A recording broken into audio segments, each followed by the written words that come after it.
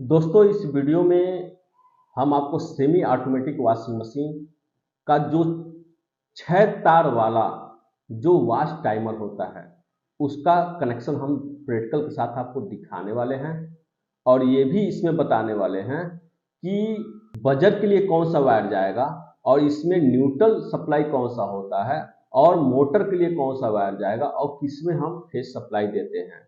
बाकी की जितने भी वॉशिंग मशीन में वॉश टाइमर लगते हैं उसमें आपका फेज सप्लाई इन होता है। यही एक ऐसा टाइमर है जिसमें फेस और न्यूट्रल दोनों सप्लाई इन होता है। तो चलिए हम आपको दिखाते हैं कि कैसे इसकी हम चेकिंग करते हैं।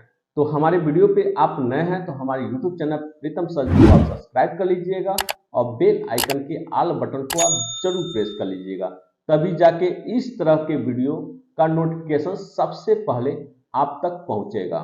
चलिए अब आपको हम चेक करके दिखाते हैं कि कौन सा न्यूट्रल होता है, कौन सा फेस होता है और कौन सा मोटर के लिए वायर होता है, इसमें कौन सा वायर आपका बजर के लिए होता है, ये भी आपको हम दिखाने वाले हैं।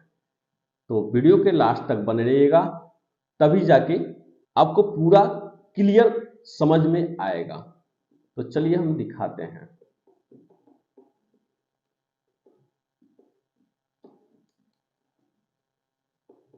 देखिए यहाँ पे 6 वायर हैं, आप देख सकते हैं 1 2 3 4 5 6 वायर हैं।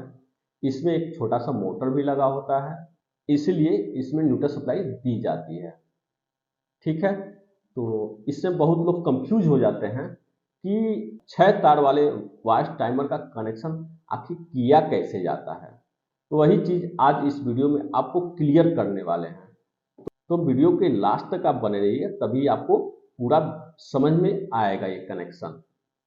तो यहाँ पे आप देख सकते हैं ये 6 वायर में से जो 2 वायर छोटा छोटा होगा और जिसमें थंबल पिन लगा होगा वो आपको बजर के लिए जाएगा।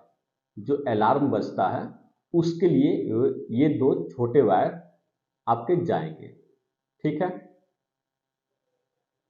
बाकी जो 4 वायर हैं ये आपका 4 वायर बड़े हैं।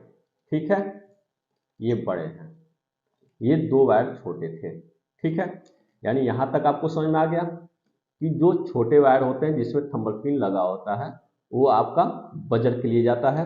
और यहाँ पे आप ध्यान से देखिए, यहाँ इस मोटर के अंदर से 2 वायर निकले हुए हैं।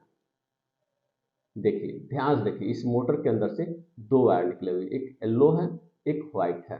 ठीक है, तो ये कंफर्म है कि जो मोटर से वायर निकलता है वही आपका न्यूट्रल सप्लाई होता है। यानी ये जो व्हाइट वाला है ये आपका न्यूट्रल सप्लाई हो गया, यानी इस व्हाइट वाले में हम न्यूट्रल सप्लाई देंगे। जो बजर का 2 वायर है उसको हम अलग कर ले रहे हैं ताकि किसी प्रकार कोई कंफ्यूजन ना हो आपको। ठीक है, ये 2 वायर अलग हो गए और इसमें से एक व्हाइट वाला निकला है तो ये आपका न्यूट्रल सप्लाई हो गया। ठीक है, चलिए अब बचे आपके 3 वायर। अब 3 वायर में एक वायर में हम फेज सप्लाई इन करते हैं, बाकी जो 2 वायर होता है वो मोटर के लिए जाता है, वॉश मोटर के लिए, जो क्लॉकवाइज और anti clockwise phase supply output करता है, जिससे मोटर आपका क्लॉकवाइज और एंटी क्लॉकवाइज घूमता है। ठीक है, तो कैसे हम पहचानेंगे इन तीनों में से? तो इसके लिए आप एक किलोमीटर ले सकते हैं। अगर आप टेक्नीशियन हैं 1 किलोमीटर आपके पास होगा। अगर आप टेक्नीशियन नहीं हैं और घर पे ही रिपेयरिंग करना चाहते हैं तो किसी एयर कंडीशनर वाले शॉप पे जाके इसे आप परचेज कर सकते हैं। ये 3 या 350 में लगभग ये मिल जाते हैं, तो इसे आप खरीद सकते हैं। इसकी सेटिंग हम कैसे करेंगे इस टाइमर को चेक करने के लिए हम ये आपको दिखा रहे हैं। इसको यहाँ देखिए ये आप पे है, अभी इसको हम किलो ओम पे सेट करेंगे। यहाँ पे एक कंटिन्यूटी के लिए है तो कंटिन्यूटी सेट नहीं करेंगे क्योंकि इस मोटर का रेजिस्टेंस ज़्यादा होता है, इसलिए हम कंटिन्यूटी सेट नहीं करेंगे। ये किलो ओम पे सेट करेंगे। ठीक है, किलो ओम के, ये सेट कर दिए। चलिए अब आपको प्रैक्टिकली हम दिखाते हैं करके, ठीक है।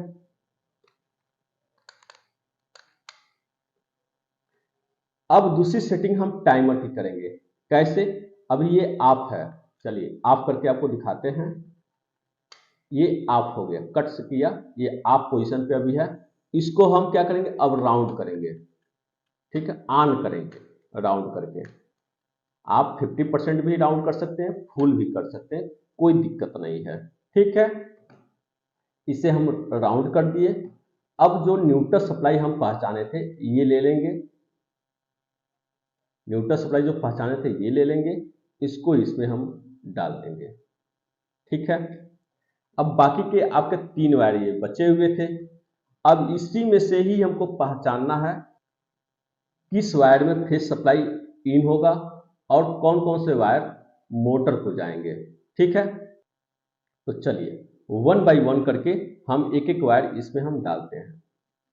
देखिए यहाँ रीडिंग कुछ शो नहीं किया, कुछ भी रीडिंग आपका यहाँ पे शो नहीं किया, यानी ये वाला भी नहीं है, ये वाला भी नहीं है। अब रेड कलर वाला डालते हैं,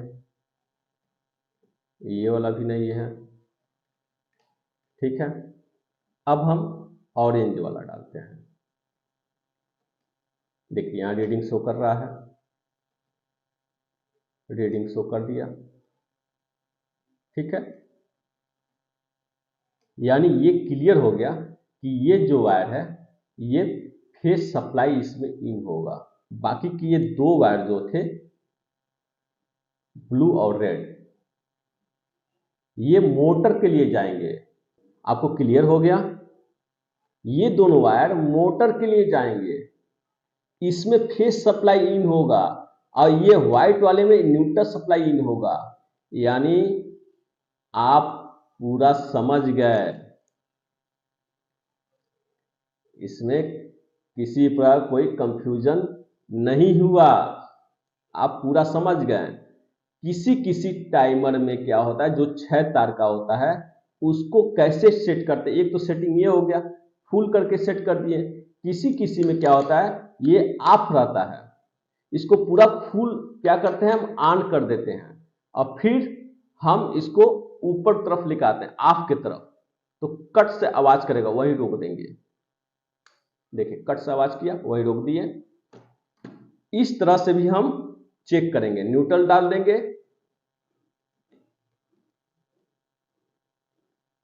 और 1 बाय 1 करके हम ऐसे चेक करेंगे। इस पे भी नहीं शो किया, इस पे भी नहीं शो किया और इस पे भी नहीं, इस पे भी, इस पे शो कर दिया, ठीक है। उस तरह से भी हम चेक कर सकते हैं।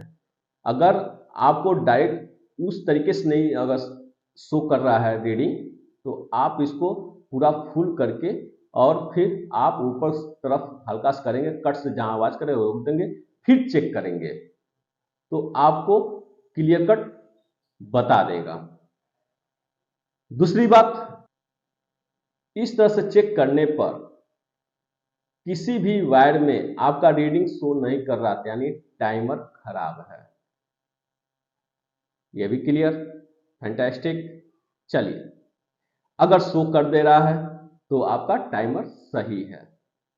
तो आपको पूरा वीडियो समझ में आ गया होगा, मैं क्या बताना चाह रहा था ये भी आपको समझ में आ गया होगा।